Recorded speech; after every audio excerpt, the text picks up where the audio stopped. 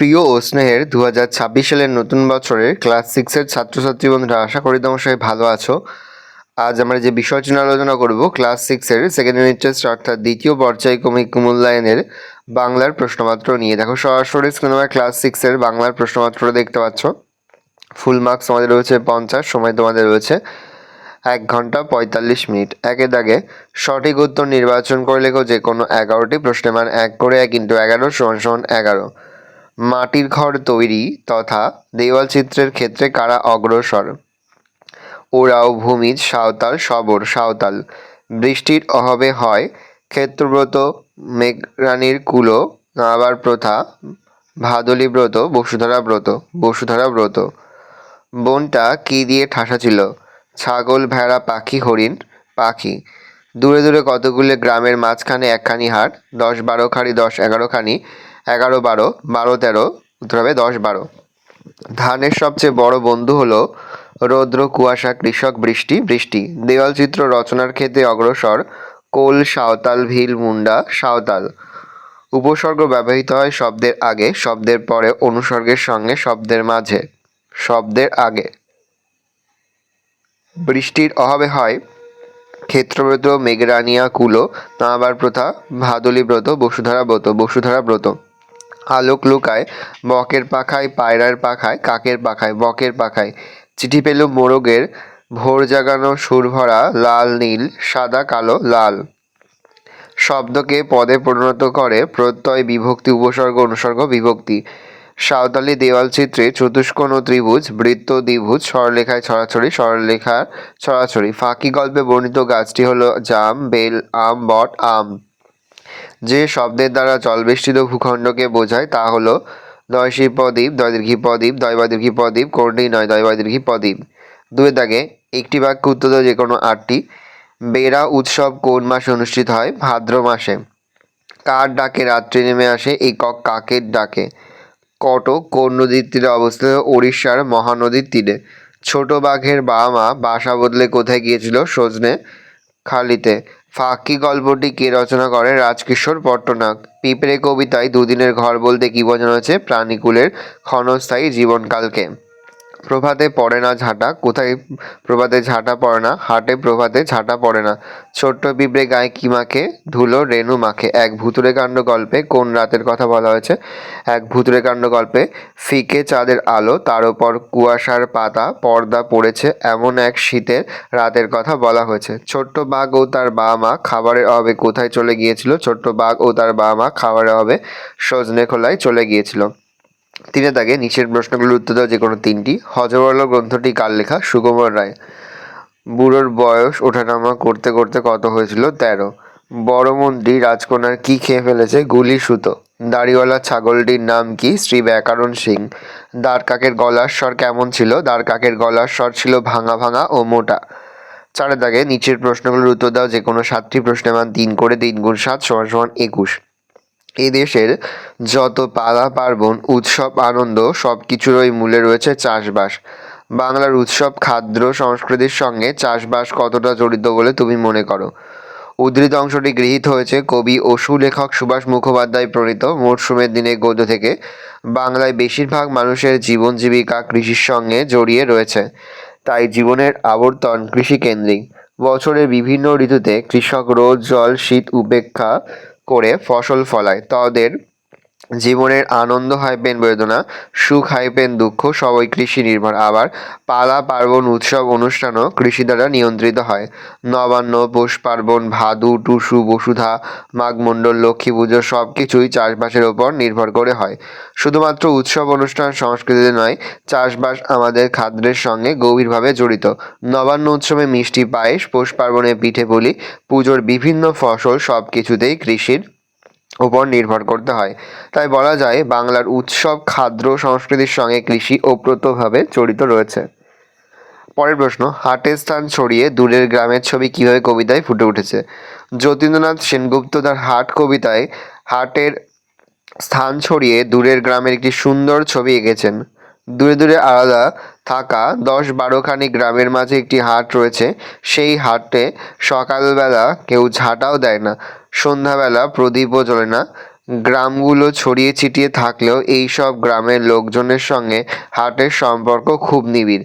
হাটের পাশে বয়ে চলেছে একটি নদী, মানুষজন খেয়া পারাপার করে, ওপার থেকে এপারে আসে অনেক পশরা। এইভাবে চলে গ্রামগুলির মানুষজনের আদান প্রদান।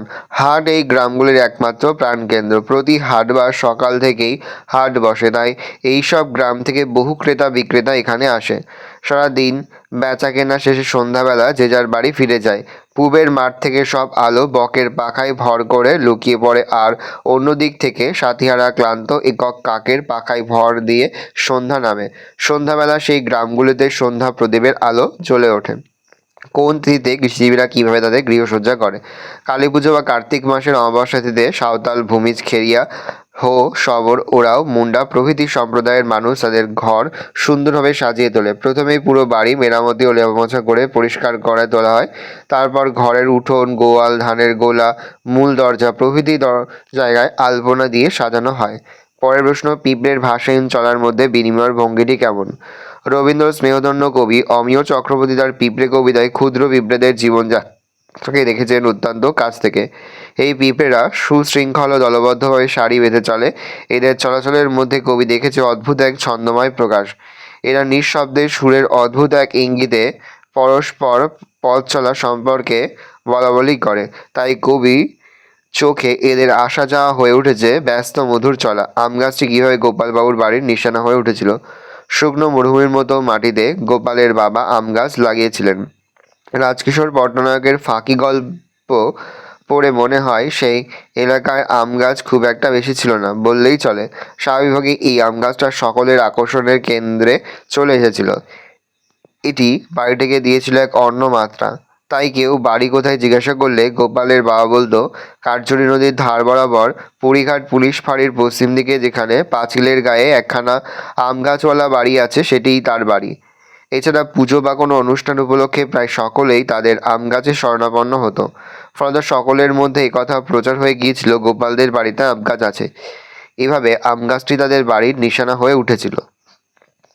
তাই আজ বেঁচে গেলাম। বক্তা আজ বেঁচে যাওয়ার কারণ কি? দক্ষিণাঞ্চল মিত্র মজুমদারের আশীর্বাদ রচনায় এই মন্তব্যটি করেছে পিঁপড়ে। প্রবল বৃষ্টিতে পিঁপড়ে তার ঘর হারিয়ে আশ্রয় নেয় ঘাসের পাতার নিচে। বৃষ্টির প্রচণ্ডতা জল বাড়তে থাকে। নিজের অস্তিত্ব বজায় রাখার জন্য সে ঘাসের পাতা কামড়ে ধরে কোনো মতে টিকে থাকে।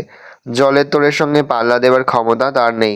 ঘাসের শরীর কামড়ে ধরতে পেরেছিল বলেই এবারের মতো সে বেঁচে গেছে। নেক্সট, যেখানে বাঘের ভয় সেখানেই সন্ধে হয়। লেখকের কেন এই কথা বলেছে বা লেখক কেন এই কথা বলেছে? আলোচ্য উদ্ধৃতির লেখক শিবরাম চক্রবর্তী। কথা বলার কারণ, হাস্যরস সৃষ্টির উদ্দেশ্যে এক ভুতুড়েকাণ্ড গল্পে সাহিত্যিক শিবরাম চক্রবর্তী আলোচ্য উক্তিটি করেছে। লেখক একটা ধার করা সাইকেল করে হুন্ডু জলপ্রপাতের দিকে যাচ্ছিলেন। মাইল 7 যাওয়ার পর তার সাইকেলের টায়ার ফেঁসে যায়। তখন জনহীন পথে সবেমাত্র সন্ধ্যা নামছে।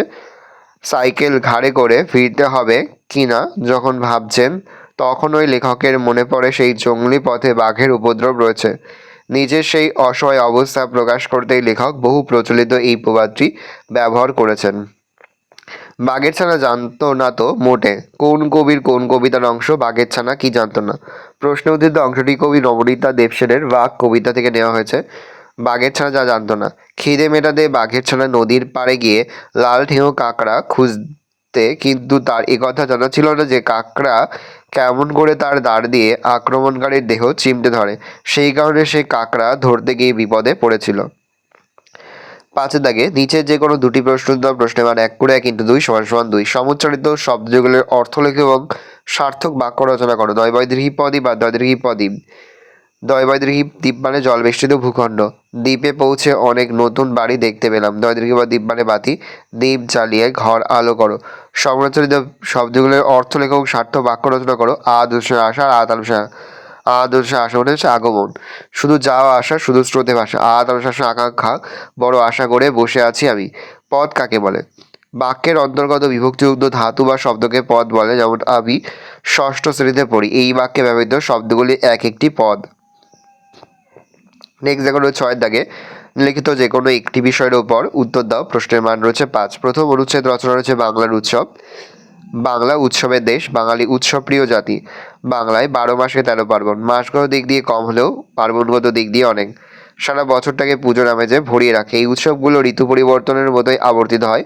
সেই হালখাতা দিয়ে বছরের যে উৎসবের সূচনা, চৈত্র সংক্রান্তির গাজনে তার শেষ। এই উৎসবের মধ্যে বাঙালি খুঁজে পায় তার প্রাণের আনন্দ, জীবনের খোরাক। উৎসবগুলিকে মূলত কতগুলি ভাগে ভাগ করা আলোচনা করা যেতে পারে, যেমন ধর্মীয় উৎসব, জাতীয় উৎসব, সামাজিক উৎসব, ঋতু উৎসব ইত্যাদি। ধর্মীয় উৎসবের মধ্যে পড়ে দুর্গাপুজো, কালী পুজো, সরস্বতী পুজো, ঈদ, মহরম, শবে বরাত, বড়দিন, বুদ্ধ পূর্ণিমা, গুরু নানক জন্মদিন ইত্যাদি। সামাজিক উৎসবের মধ্যে থাকে বারব্রত, বিয়ে, অন্নপ্রাশন, উপনয়ন, ভাতৃদ্বিতীয়া ইত্যাদি। খাদ্যরসিক বাঙালির রসনা তৃপ্তির মহাসুযোগ।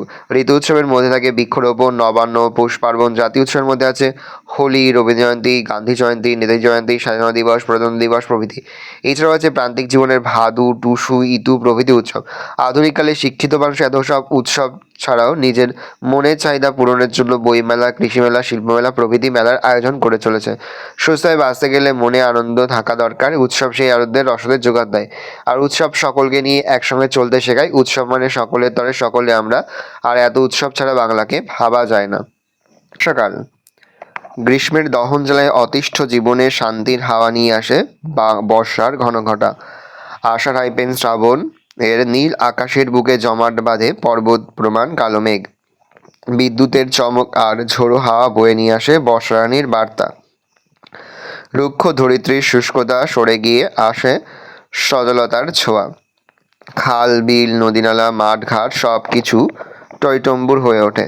তৃষ্ণায় প্রকৃতি নববর্ষার সজল ধারা পান করে হয়ে উঠতে চায় শস্য সম্ভাবা। কখনো ইলিশে গুড়ি, কখনো মুষলধারায় নেমে আসে বাড়িধারা। সবুজ শ্যামলিমায় প্রকৃতি ওঠে ভোরে। ব্যাঙের ডাক সন্ধ্যা পরিবেশকে জমিয়ে তোলে। কৃষকের ঘরে শুরু হয়ে যায় ব্যস্ততা। ভোরের আলো ফোটার আগে মাঠে লাঙল নিয়ে যায় সবুজ ধানের চারা রোপণ করে। দিকে দিকে ফুটে ওঠে বেল, কেতকী, কামিনী ফুল। আনারস, কাঁঠালের গন্ধে মম করে বাতাস। কখনো কখনো অতিবৃষ্টি ঘন ঘটায় সৃষ্টি হয় বন্যা। জনজীবন বিপর্যস্ত হয়ে যায়। গ্রামীণ পরিবেশে বা শহরে জীবনে অতিবর্ষণ অভিশাপের মতো দেখা দেয়। ঘর থেকে বার হওয়া যায় না। কখনো কখনো পথ ঘাট, ঘরবাড়ি সব কিছু ডুবে যায়। ফসল নষ্ট হয়ে জলে ডুবে মারা যায় অনেক পশু পাখি। তাছাড়া জ্বর, সর্দি, কাশির প্রকোপ বৃদ্ধি পায়। তা সত্ত্বেও বর্ষা আমাদের জীবনে আশীর্বাদের ডালা হাতে নিয়ে হাজির হয়। মন গেয়ে ওঠে গ্রাম্য ছড়া, আই বৃষ্টি ঝাপে ধান দেও মেপে। তাহলে মন গেয়ে ওঠে গ্রাম্য ছড়া, আই বৃষ্টি ঝেপে ঝেপে হবে, আই বৃষ্টি ঝঁঝনে ঝেপে ধান দেবো মেপে। ভালো করে দেখে নাও এই রোজ টোটাল তোমাদের সেকেন্ড ইউনিট টেস্ট অর্থাৎ দ্বিতীয় পর্যায়ক্রমিক মূল্যায়নের ক্লাস 6-এর বাংলার প্রশ্নপত্র। ভালো করে প্রশ্নপত্রটা দেখে নাও। আশা করি ভিডিওটা ভালো লেগেছে। ভিডিওটা ভালো লাগলে ভিডিওকে লাইক করতে ভুলো। আমার চ্যানেল নতুন হও তাহলে সাবস্ক্রাইব প্রেস করে পাশে বেল আইকন প্রেস করে নতুন কোনো ভিডিও আপলোড করি সবার ফার্স্ট নোটিফিকেশন পেয়ে যাও। আর এই ভিডিওটি তোমার বন্ধু বান্ধবী আত্মীয় স্বজন সবার মধ্যে কিন্তু অনেক শেয়ার করে যেতে বছর ক্লাস 6-এ পড়ছে। আমরা কিন্তু ইতিমধ্যেই ক্লাস 6-এর প্রতি বিষয় সিলেবাস, প্রশ্ন এবং নমুনা প্রশ্নপত্র কিন্তু আপলোড করে দিলে এখনও পর্যন্ত সেই ভিডিওগুলো না দেখে থাকো, ভিডিওগুলো কিন্তু তাড়াতাড়ি দেখে নাও। তোমাদের সকলকে জানাই আগাম পরীক্ষার অনেক শুভেচ্ছা এবং অভিনন্দন। আশা করি সকলের পরীক্ষায় খুব ভালো হবে। কোনো প্রশ্নের উত্তর লিখতে বা বুঝতে কোনো রকম অসুবিধা হয় তাহলে কিন্তু নির্দ্বিধায় কমেন্ট করে জানাতে একদমই ভুলবে না। ভালো করে দেখে নাও কোশ্চেন পেপারটা।